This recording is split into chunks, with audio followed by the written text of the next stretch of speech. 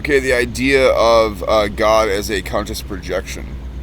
I'm not an atheist or a theist, but it's just an idea that I have. Somebody asked me, in our current age, with all the sorts of amazing intelligences that we're coming up with and inventing, with UAPs, with evolution of consciousness, where does God fit in the place? Is it just God of the gaps? I think sometimes our, more advanced intelligences that we've been kind of creating are still God of the gaps in a sense.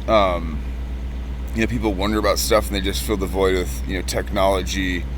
Technology will cover it, technology will figure it out, and then they don't really think much of it. I think a lot of people do that with religion. They can't figure something out, so it's God of the gaps. I'm not atheist or theist. I don't want to offend anybody. Or on like Scientific America, that like people, is one of the unanswerable questions. Because it's like, scientific method, could I prove that some deity existed? Well, if I went to if the message is on Earth, let's say, its message is manifest in a person as a state of consciousness, a state of experiencing being good to others, then in that sense God exists. But can we just debase that, just take the God part out and just say that's human kindness? But a lot of people never get to that standpoint of human kindness without first taking that step to the religion. So that works. There's a guy, Jonathan Sacks, has a book called Morality. He talks about that, like how religion was one of the the cornerstones of actually creating the modern contemporary society that we have, where we actually have freedom of speech, freedom of religion, peace, so to speak. The ones that are mature enough to actually think like that, coexist in peace with others. Think about apes back in the day. If you believe in evolution, and people evolving from that, you kind of, in a sense, it's like when you're a little kid, and your parents are like, "Don't break the lamp, or you're going to get in trouble." So if you think about that, if we were under-evolved, which, if you believe in evolution we were, compared to today's standards, then, we were breaking the lamp all the time, trying to evolve. So we had to eventually create something that we could kind of get behind, and then see it as this beacon, this Statue of Liberty, which, shined light on all to help us be more moral and ethical to one another. So that's one of the values of religion that's never going to go away. Or spiritual practice, religion, whatever you want to call it. And they're slightly different, but I'm just going to say the word religion right now, because it seems a little easier. But so the point is this: is that if God's a conscious projection, you go to a temple and you're projecting your experience, your consciousness together in a group. That makes you then take the message, which the leader of the temple, the church leader, the pastor, whatever you want to call it, the divine feminine, the gospel, whatever you want to call it. Those things then. We take the message for the person that's speaking for the congregation, and then go out into the modern world and apply it by our action. What is consciousness is how we experience the world. It's quality. It's each person is experiencing it differently. The many-faced, many-faceted deity. There's all the diamond, but there's many faces on the diamond to make the diamond complete or whole. There's many adherents to a belief structure in a church. Each one's a face on the diamond, experiencing the diamond in a different light.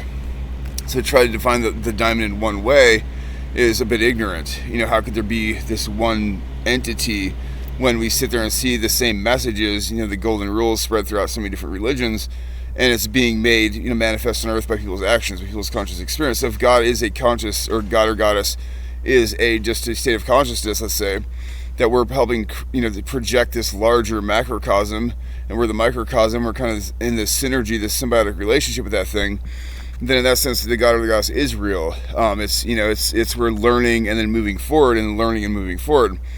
So how would it be under-evolved in any way to believe in that? It doesn't make sense. Because if you go into a church and they sit there and say, do unto others as you would have others do unto you, or you go to some Wiccan thing and they say, and it harm none, the Wiccan Rede or whatever it's called, you apply that, I shouldn't harm people. Somebody might say, we didn't need the Wiccan Rede to do it, but if you learn it from the Wiccan Rede, then you just learn something, from this practice that had a valuable. That's like saying, a teacher tells you something. Oh, you don't have to give the teacher credit, or you don't have to. Your Spanish teacher told you how to cook something better. It doesn't mean that you have to. You learn something from something, so you're not going to forget that you learned that thing from that person or that entity. You know how it got into your conscious experience. So you see how that works? You can't really forget about the thing if you learn something from the thing.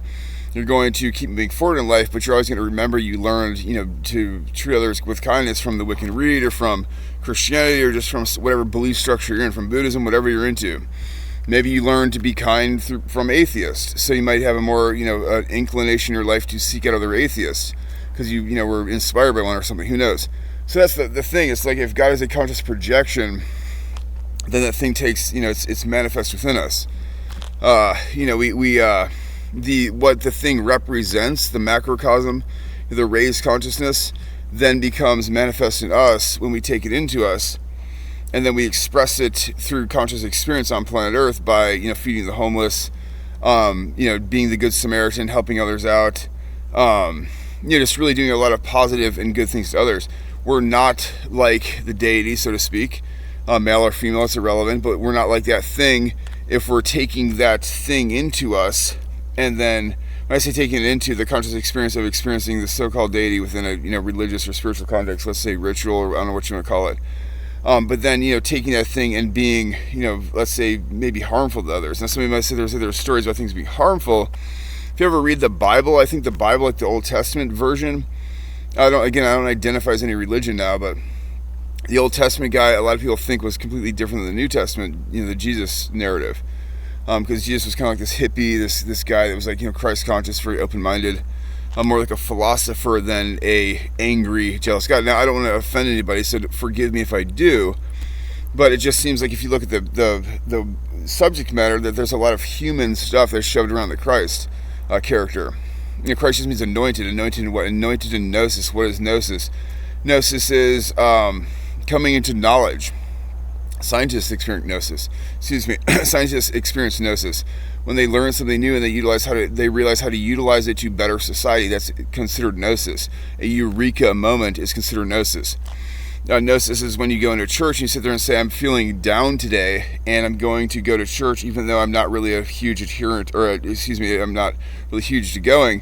Then you go there and one of your girlfriends or your friends or your boyfriends or whomever is there tells you something, and it's exactly what you needed to hear then, and you kind of take the wisdom you heard from somebody, you apply it to your life, and you go and it solves 3 or 4 or 5 other problems in your life. So you see how that works? Like that's how one might experience like a lesser state of gnosis, if you want to call it that. Like you might have a kid, like you're this lady and you have a child, your daughter, and you go to church, you haven't been to church in 6 months, and then there's a lady there that has 5 kids, and she tells you how to do something which helps you, raise your one kid better. You have this eureka moment, and then after that, the problem between you and your kid is forever solved. See, that's why you can't downplay certain things and think it's under-evolved or stupid, because it's kind of under-evolved to, sit there and think of something that's lasted so long doesn't still have value within society, especially when you think of how many billions of people are still religious. It's like 85 to 86% of the world. And there's, almost 8 billion people on planet Earth. That's a lot of people that have faith and stuff. So you put that into context. I think if the God or us is a conscious projection, then it's how we relate to the thing that's kind of like what we're going to get back. It's like the cup. We're the cup, and we're reaching out, trying to get something poured into us, so to speak.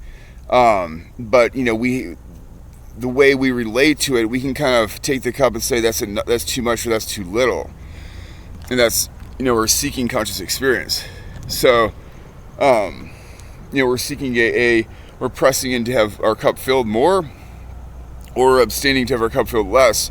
Sometimes when you abstain, though, that's the thing, our cup can be filled more when we abstain, because you start seeking that your cup being filled in other ways, other sources, and this can lead to a process of individuation, where then certain people can then leave that so-called conscious agent, and they feel like they can integrate what that macrocosm can do on. I don't know how to word this right. They can do it on their own, sort of thing. They kind of like leave the temples behind. They're not being a god. That just sounds cheesy. Like they're not being a god. I don't want to be like one of those people. Like you see some of these books out there. Somebody's talking about become a deity, and you really have to question that. How are you going to become a deity? That just seems kind of strange. A lot of people are atheistic, so are you telling me you want to become something that some people don't believe in? It just seems a little strange. Why don't you become peace? Because even a deity believes in peace. All humans believe in some form of peace. Animals believe in peace. That's why they run away. When you ever see animals at like a watering hole, and you have the tiger comes in, and all the antelope look, but then they kind of drink the water together, even though the tiger or the lion or whatever the hell kills the antelope. So you start thinking about that. It's like if lesser intelligent sentient beings like animals can understand, there's times when you have to live in peace, then I think that humans should too. It just seems kind of strange. I don't think you should be seeking to make yourself some deity, if that makes sense. There's just some really wild stuff there if you ever read. But rather, I think that you should just be trying to like create a state of consciousness within yourself, and whatever you're trying to interface with, some religious, spiritual context or lack thereof. That whatever you're doing, you can put it into your being and actually, make peace come out of it. In the alembic of your being, the alchemical vessel of your being, your consciousness, your brain, your mind can create, transmutate. I think that's what it's called, transmutate your experience into something positive for others. So-called gold for others to kind of, learn from. So it's just a thought. I'm not saying I'm correct about this. Again, I'm not an atheist or a theist. But it's just an idea. I was thinking, if God's a conscious projection, and we're helping to create that thing, let's say everything's like some field of consciousness, and when we die, we merge with this field of consciousness. Then in that sense, it's like, it seems like we have this like really intimate relationship with certain things. It's like got things in us, and we're in that thing. So there's really no reason why. I think it's how we relate to something. When you start putting too much materialism into it, that's where you have people that are blowing up stuff, if that makes sense. Like, somebody's a terrorist. They're putting too much of their so-called, if you want to call it like material nature, material consciousness, how that makes sense. Their earthly bound consciousness, I don't know how to word this properly, into something which is removed from that. So it just seems like that's where you get like run into issues. But anyways, just a thought.